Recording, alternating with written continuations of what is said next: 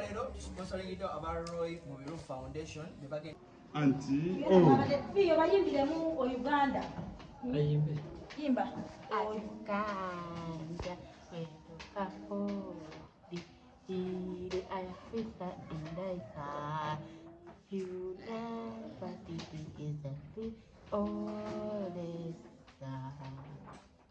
kati yimba nekiri ekitiibwa kya Buganda Ekitiibwa Buganda ekitiibwa Buganda kyafada line gwanga Buganda olakirapira nnyo kata waffe atwetesituminga abajjajja baffe balunda line gwanga Buganda kata waffe naffe tetukuminga. Fiona, good what? Yes. Good girl. Kale jana tugende wali tudabe ebintu. Tula balungi amanya nze Jonas Sentongo mbaniriza tena temu munazo kwa TV Files. Olunaku olwaleero twesitudde okubanga tukyalirako abaana kids with autism. Tuli saidize n'emanywangwa tusokubanga tulaba engeri gye bawangaala n'abantu abavunaanyizibwako. Nga bw'obalaba Butambi ye mbeera abaana bano gye balimu. Tudde wano n'omukyala abavunaanyizibwako agenda kuba atweyanjulira atunnyonnyolera ddala abaana bano kiddala ekyabatuukako. Why are they in this condition and the ways ezigenda ddala maaso n'okuba nga ate balabirirwa mu ngeri emu oba endala. N'olw'ensonga eyo olunaku olwaddala maaso n'okuba nga ate balabirira abaana bano mu kifo kino eno kubanga ate babalabirira babambaza babaliisa n'ebintu ebyenjawulo. Abaana bano eno they need special attention and care okubanga ate babeererawo ddala mu bulamu obw'ensi buno. Next to me ndina omukyala abavunaanyizibwako era abalabirira. Nsaba beeyanjulire ate atunnyonnyola ebisingawo ku baana bano. Nyabubuuza ku batulaba. Balamusizaako mwenna abatulaba. Amannya gange nze Shami Mbate nga nze operational manager. We bring greetings okuva ewa Mwami Roy Mubiru, the founder, the CEO, the vision bearer. Njagala sooka okwebaza abantu aba sportsmen, abantu abakola sports nga bakola ebintu nga bino okuddiza community, okuyamba abantu we bati. Tubeebaza nnyo omulimu omulungi we gutyo ne Mwami Roy Mubiru tumwebazaako ensuso. Mwami Roy Mubiru powerlifter ng'ate akabeera world champion 5 times. Akola powerlifter ng'akola powerlifting ne strongman. Akabeera world champion emirundi 5. Tumwebaza okuba n'omutima omulungi, omutima ogulowooza ku bantu n'addiza community. Ayamba abaana bano nga abazadde tebalina kye bamuwadde. Yasettingawo eno foundation okubanga abaana bano abali mu mbeera eno batuusibwa wano. Yes. Tugenda ne tubanoonya mu field oba abazadde batunoonya ne tubaleeta ne tubeera nabo tubaliisa tubasuza tubawa therapy kuba ekisinga obuzibu ku baana bano therapists bali so expensive.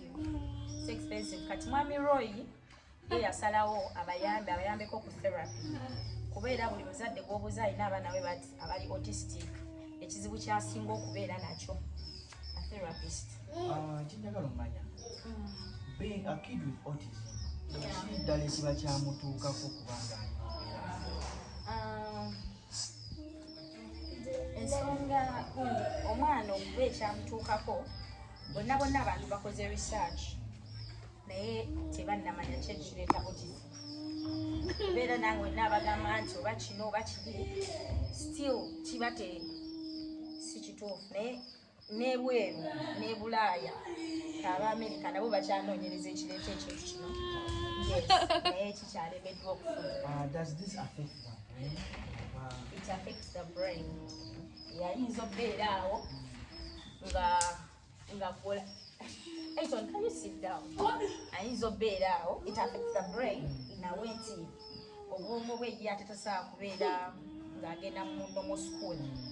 kati ebyo byakukwata mpola kuba tebabeera na concentration tulina oba training to concentrate okukola ekintu kyonna so olina mukwata mpola mugamba mpola buli kimu tukikwata mpola ekyabwe si bakupapira tebalinga bannomo kids bojja n'opapira mupapizi regarding their school bo basoma batya basomera ddala ng'abaana ababulijjo tebasoma ng'abaana babulijjo kyekugambye nti bawa therapy bo tebalina bateacher balina ba therapists ababahandolinga babeerayo ne speech therapist abayigiriza okwogera abeerayo nowa occupational newabeerayo nowa physical netubeerayo ne special needs teacher batherapist ab'enjawulo owa behavior abayigiriza empisa kitegeeza bakulu balinamu koti ekyokuba social they are so social friendly tubulye ku nkwasaganya yaabwe obeerawo otya nabo okubanga ate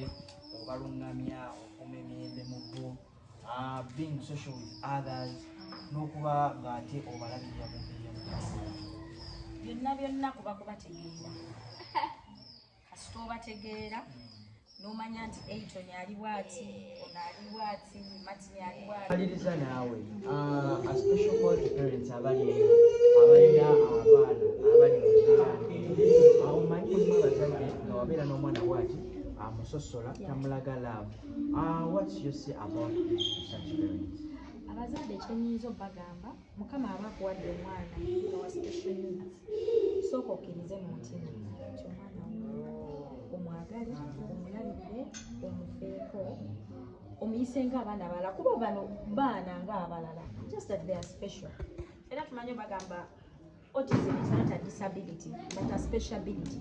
They are special kids bano abaana balina ebintu bye bakola nga gwe tosaana kikola noga but parents baagala abaana bayise ng'abantu abalala ate kati bafunye omukisa Roy Mubiru Foundation ffe weetuli okuyimirira nabo omuzadde atuleetera omwana atuwa omwana nga tatuwadde wadde n'ekikumi we are good to go we are here to help them tuli wano okubategeeza nti ffe tuli nabo embeera yonna webeeganye ebiganye byonna bonna batunoonyako bunoonya baagala abaana baabwe babategeere babakkirizise abazadde balekerawo osiba abaana ku miguwa omuzadde omusanga asibye omwana ku muguwa kati abazadde abatabitegeera bino ebya otizibabaga omwana alina effujjo oyo mwana mulalu nnyo osanga babakubye kuba ebiseera ebimu bano abaana asanga ng'okutta ekintu n'akikusikako at the end of the day oli ajja gamba mubbi naye tusaba communities zitandika otegeera abaana bano nti w'omulaba tuyo ayinza okubeera ng'olaba ali normal naye waliwo ebintu byakola ebiba totally different from the normal kids. Bintu ki ebyo eby'enjawulo abaana abali normal abaana bano bye balina okukolagana ku baana abali normal bano tebalina concentration tugibasomesa wo ekirala bo balina obudde mu bwongo otegeeza ki nti obudde bwabwe mu bwongo bo bamanya essaawa tebalina masaawa tebalina kinga bwe nakunnyonnyoddeko nti bwe zinawera ssaawa 6:30 era ojja laba ng'embeera ekyuse baba bategeera nti kati tugenda ku mmere naye ng'ate tomugambye right now they are so calm because it's not yet time for lunch but when it's lunch time you don't need to tell them it's lunch time ye yennyini ajja nakukwata ku mukono nakutwala gy'ayinolira ki mufumbiro yes okulaga nti they are so special omuntu omukulu obeeraawo nogamba saawa oba ziri 9 naye kati ono ye amanya nti n'essaawa 11 nyina onywa ku kacaayi eziwera 10 alina okukutegeeza mu ngeri ye kati babeera nabo tutegeera nti kati ono ategeeza kino most times we tulabirako n'essaawa nogamba olaba Eiton akaaba kati zigenda mu lunch time olaba leewo yeetala ssaawa ya evening tea bamanyi n'essaawa nti essaawa 2 tuba tulya sapa wemala okulya sapa ngenda mu buliri teweetaaga mulagi ate ebyokwefa ku hygiene okunaaba hygiene tulina special needs teacher era ogenda bweyogerako naye mu maaso abatraininga ate twebaza mukama nti babikwata abatraininga okwenaaza okweyambaza okwesiga ebizigo kale engeri gye weeyisaamu mu bantu kyekitubeeza ne ba therapists kyekitubeeza ne ba special needs teacher babayigiriza embeera mandu nti at one time we are believing God era nga tukkiriza bajja beera independent nti nze anti waabwe naaba siriiwo Leonard asobola okubeerawo n'akola bidzi ze ng'asobola ozitunda n'akola domats kuba ebyo byonna tubikola nti oba basobola omutwala ewantu n'akola ekitegeera. That's our goal, that's our dream, these kids to be independent ng'abeerawo nga balina kye beekolera nga naffe tuddayo ne tugamba those are our kids. Okay, thank you so much. Ngenda kuba ate tugendako eroyeri ku baami abavunaanyizibwa ku baana bano okubanga babawa therapy okubanga ate bafuuka abaana ab'enjawulo. Ntegeezeddwako they're having a Christmas party today. Babasiibula, some of them are going to be sent off to their homes for Christmas. Ate era in a special way Roy Mubiru Foundation ebawaddemu ettu erya Christmas. Balina ebintu ebyenjawulo bagenda okubanga ate babawa. N'olw'ensonga eyo musigale nga mwekumidde ku mukutu gwaffe temuvaawo. Abantu abandiyagadde okuba nga babatuukira babafuna batya?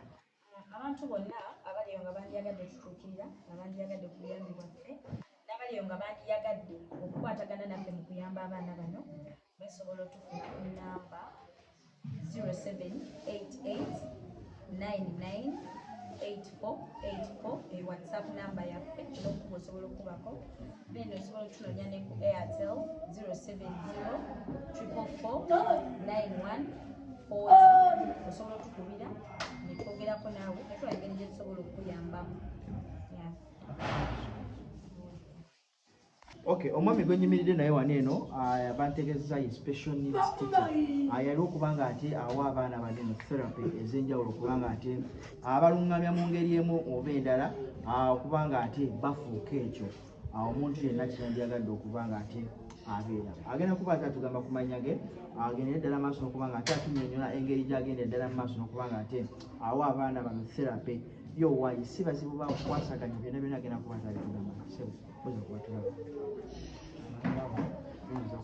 Abandaba amanya n'eddoboozi yenza okutumu Silas Cosmas, special needs teacher as well as therapist Kigongo massage children with autism.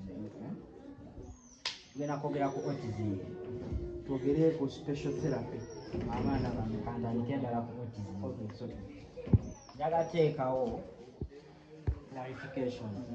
Autism si disability. Autism si bulemu. Ekyokubiri teyikwatagana ddogo. Bagamba nti abagagga bataddeyo abaana bayawonga omwana anedda. Clarification niino kubanga abagagga balina services kyova olaba be basinga okulabibwa mu ki front line abatta abaana ku therapy. Kati abali abaavu babeera tebamanyi ku ki kya autism. Omwana ono kuzaalibwa ng'ali bw'ati kiviira ddala kuki? Siba muloboto oba asanga kisange ng'oluvannyuma lw'okuba nga azaalibwa? Scientifically n'abasawo tebalina cause just the risk factors. So autism is a neurodevelopmental disorder. The characteristics esatu. Emu baba ne poor communication, omuntu agamba deficit in communication. Ekyokubiri socialization yaabwe, oyinza omusanga ng'atudde eri yekka. Ekyokusatu babeera ne behavior, repetitive behavior.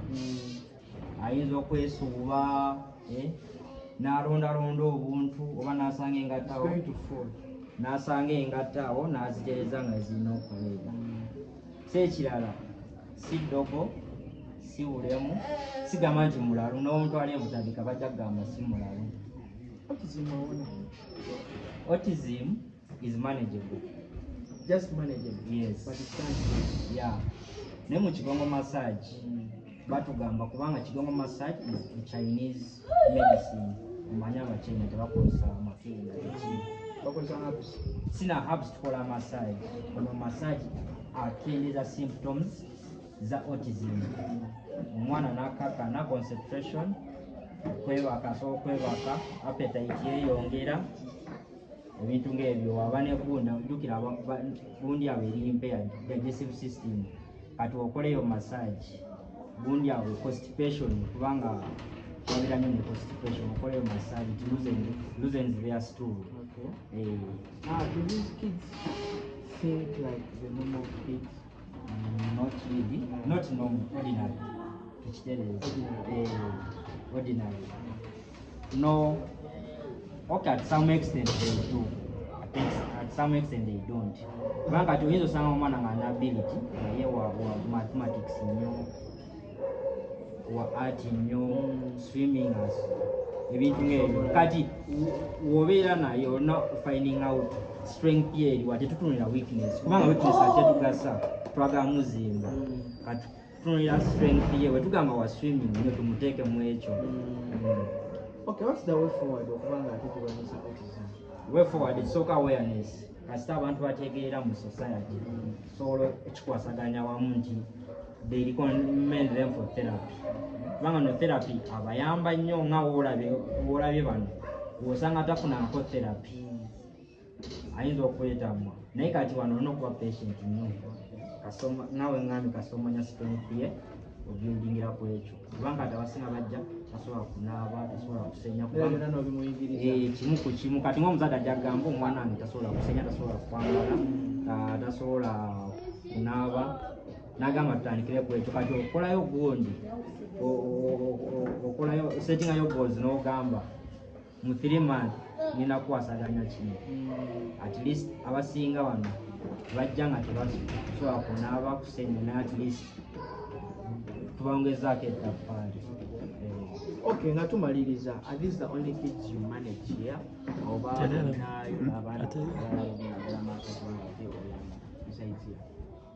ku home wano bano betumanaginga then wali awo tukola outreach.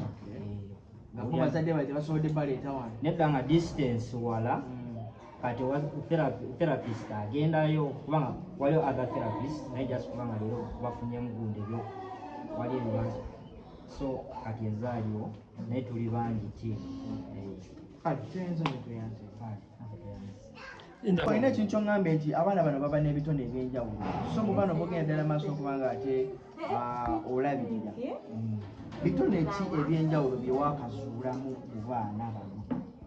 Sasa twakalabayo aba swimming Leonard amatanyo swimming n'awugira ddala bulungi. Yes, awugira ddala nga tomuyambeko mu mazzi n'atabbira nakubbira nti gye sisobola nakukola just kubanga tubatwala ku swimming pool z'abaana kyangu nnyo bamaneja kubanga neeri swimming pool babeera batumanyi nti bano abaana baliko special needs.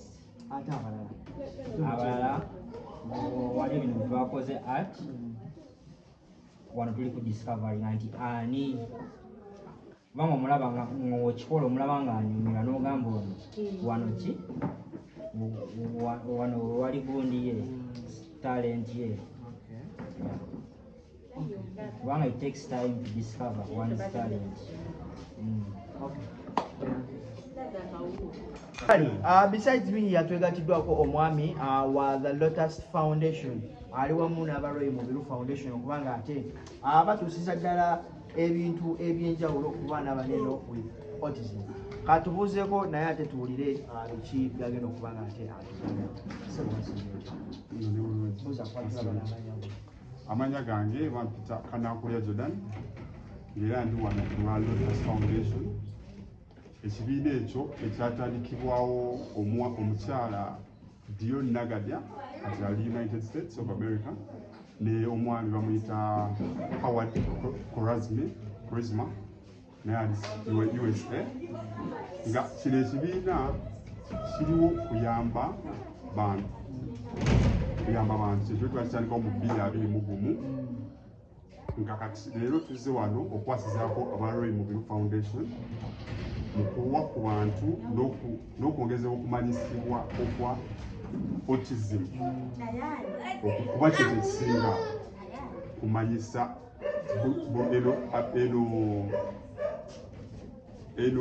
buno obuzibu tubuhandulira tutya bujja butya tubeerawo tutya n'abaana abali autistic. Ekyo kyekisinga ekikulu era nga ndi musanyufu nnyo okubeera n'abalwayi Mubiru Foundation. Olunaku olwaleero be banene abaana bokka bemukwasizzaako oba mutalaagira ddala amawanga kubanga mutuusiza ddala obuyambi ku bantu ab'enjawulo besides these with autism? kyo kituufu nnyo tuliwo okuyamba abantu era tutalagira ddala mu foundations ez'enjawulo okubakwasizaako nga tubawa obuyambi tukola wano mu Uganda ne United States of America ng'era kino tukikola n'okwagala nga tewali kyonna kyetwagala kuva mu tukikola n'okwagala kale mutima gwa ggwanga. Ensi ez'enjawulo zimugenda ddala maaso okuba nga ate musigala mu kuyamba abantu. Obuzibu ddala bwe tusinga okusanga wano okuyamba abantu abamu aleeta omwana okumuleeta wano ku home okumulabirira mu ngeri zonagadde tuze twogera therapy kumuwa kyakulya n'amubasuulira n'atadda kukebera ku omwana ali atya kwegaba omwana amulekerawo nga bwabadde tayagala bwe yeetamwa ekyo nno kibakosa n'abaana kuba omwana ero aba alina okulaba ku bazadde be then challenge eddala esinga byakulya kuba bba abaana babaliwo okulya nga lya ndoza zeezo challenge kale